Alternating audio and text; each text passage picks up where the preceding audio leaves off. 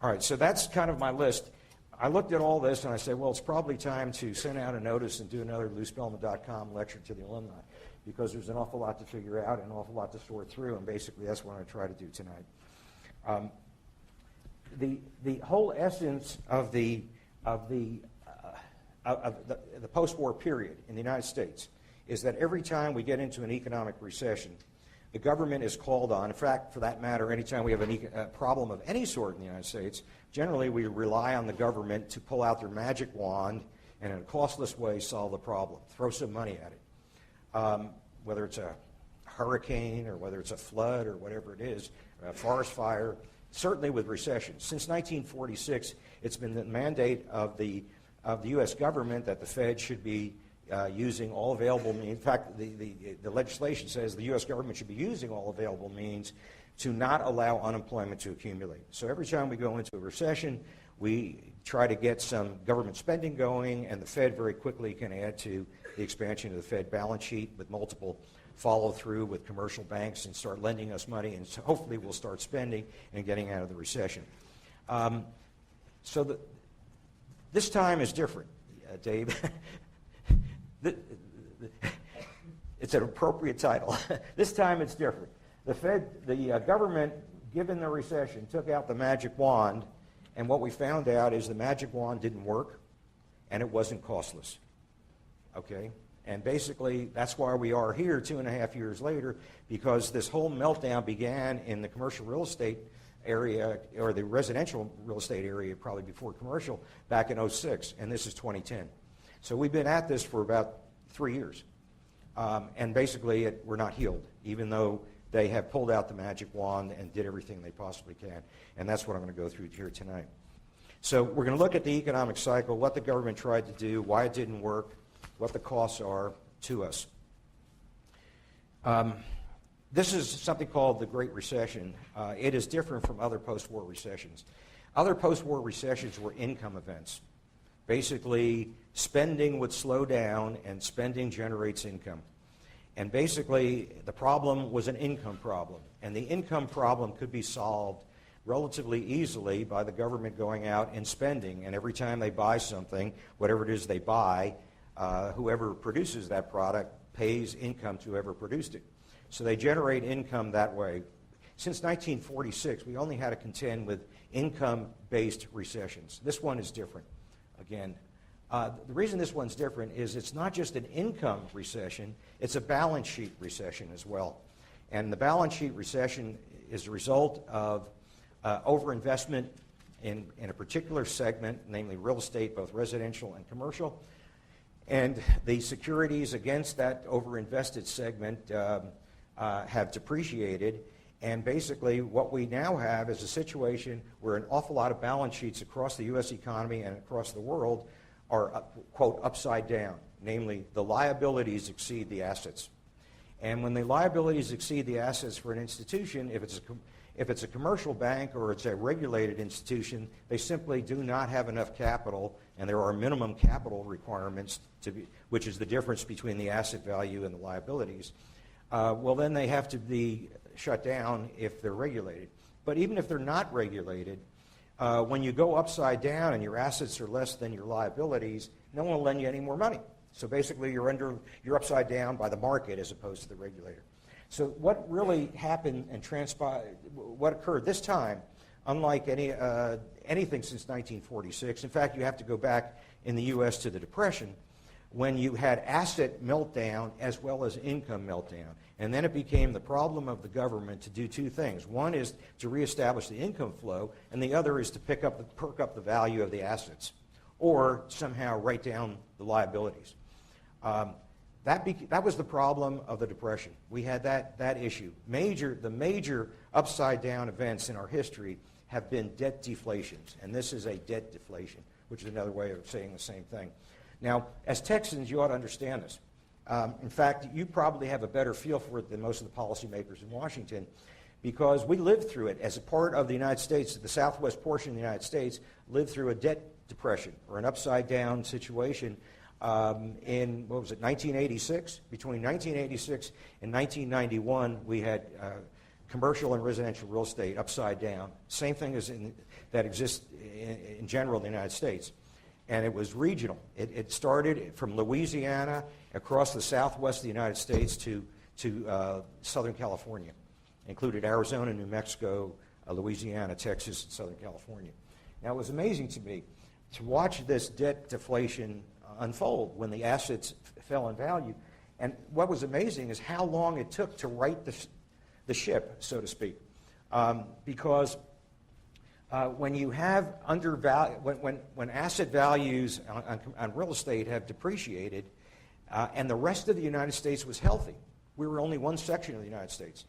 And within the United States, you could have had all kinds of corporate headquarters movements into that belt where the resources were cheap, there was unemployment, the labor was cheap, the real estate was cheap. So relocation of corporations should have taken care of it very quickly, number one. Number two, you also had solvent banks in the United States who could take care of it, in the sense that if you had a bank that was underwater, the FDIC, rather than liquidating a bank, would much prefer to sell it. And so we had a country full of solvent banks. Three-quarters of the United States was still solvent. And even the fact that we were just perhaps 1/4 of the United States, it still took till about 1991. This whole upside-down episode begins about the summer of 1986. As a matter of fact, I remember having a house on the market, and within a few weeks, it fell like 30% in value. We just kept moving the price down and moving the price down, and we still couldn't catch the market. And we were there. We were there until 1991, until the market cleared. And that's with just one part of the United States, and you could very easily move in resources without what? You don't have to change country, you don't have to change currency. It was no problem, relatively speaking. But in this instance, what we have is an upside-down situation where the real estate is upside down, not just in the United States, but it's upside down in Europe. It's upside down much worse in Spain, Ireland, places like that, England, I believe, as well, the UK. So basically, we have a worldwide upside-down problem, and when the real estate is upside down, the lenders are upside down, and when the lenders are upside down, they can't lend, and we can't get out of this thing. And the last time, as I say, when this all occurred, that's the first thing I could do is think about the years we went through here in Austin, where whatever bank you banked with, seemingly every 6 months was in an M&A with another bank. And whoever the buyer was subsequently would go insolvent, and then every 6 months or so you had to change your checkbook. and I see some heads nodding in the audience. Well, basically, because fortunately we did have some solvent banks to take over the insolvent. In the situation we're in right now, we do not have solvent banks that are strong to take over these 3,000 banks. Furthermore, we don't have solvent banks in Europe to take over, or Japan, which and part of that solution was bringing in foreign banking as well. So as soon as I saw this upside-down event occur, and you see it's worldwide and it's global, there is no strong party out there to be the buyout king, so to speak. They're just nibbling at the edges, is what I'm saying. So basically, the problem is so much larger that it can't be solved by private parties coming in and purchasing assets and putting them back to work as easily as Texas was, and it still took us 6 years. So this is a big problem. What can a government do about it? Well, it's two problems they have: income and the value of assets. And question, by the way, is how did we get here? And I do have to dwell on this. I'm not going to dwell, but I'd like to move quickly on the issue of how we got here, because it is an important part of the story.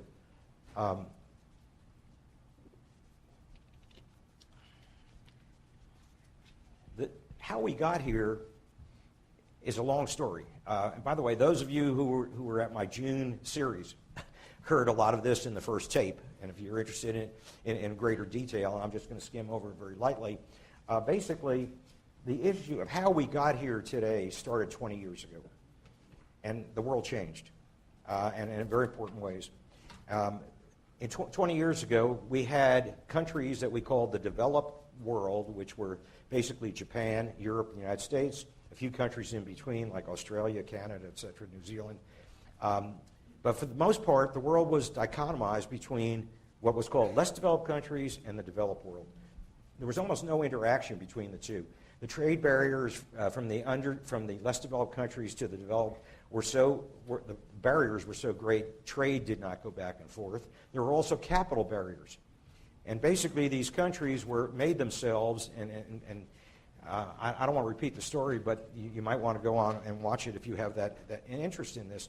Basically, they made themselves self-contained economic entities trying to grow on their own resources, like the United States, modeled after the United States.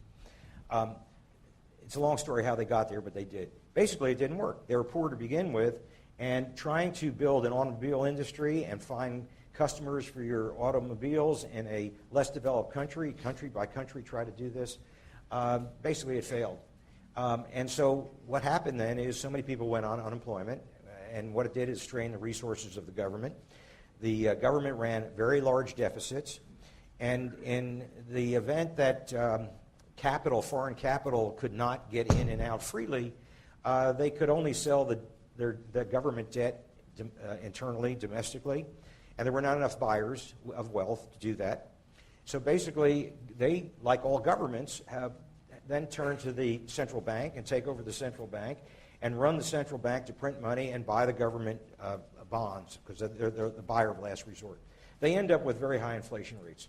And the inflation rate typically of Latin America in the 1980s, which is the epitome of the story, was generally between 1,000 and 2,000% a year. Huge inflation rates. If you have a 2,000% inflation rate, it means if you have $1 at the beginning of the year, it means the price level rose 20 times. So if you start with $1 at the end of the year, your dollar is worth 1/20th or a nickel at the end of the year. So basically, in a situation like that, it drove off all capital, and which, by the way, is an important lesson to the United States, because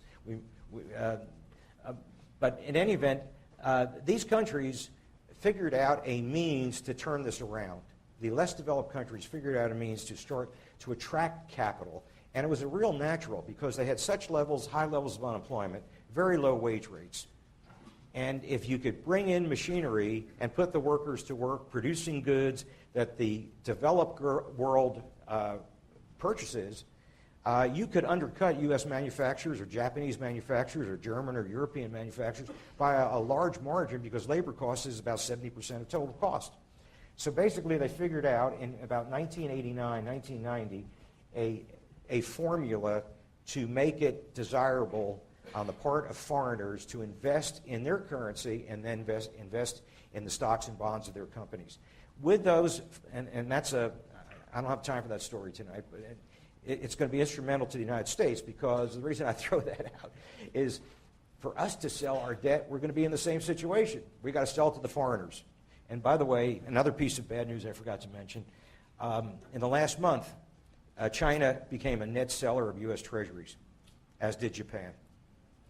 So we, like they, have to figure out that formula, because our deficit exceeds the U.S. domestic savings rate.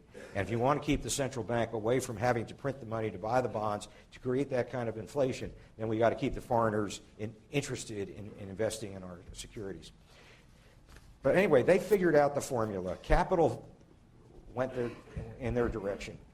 And it was financial capital. Capital flowed in, and it flowed first into the currency, and then from the currency into purchasing the stocks and bonds of their companies. They then had funding available to search the world for the machinery they needed to make themselves into manufacturers.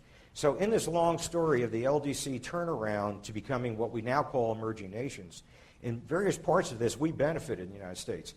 In Michigan, for example, the Midwest of the United States, for example, benefited substantially because their first capital in supported the machine tool industry in the Midwest. Then they switched to Germany. Germany undercut us. So we've at various times with the LDCs have been the beneficiary of the interaction with them. We were also the beneficiary of the interaction with them when we, as investors, invested in those countries. In the early 90s, 1991, 1992, 1993, I was heavily invested in Fidelity emerging markets.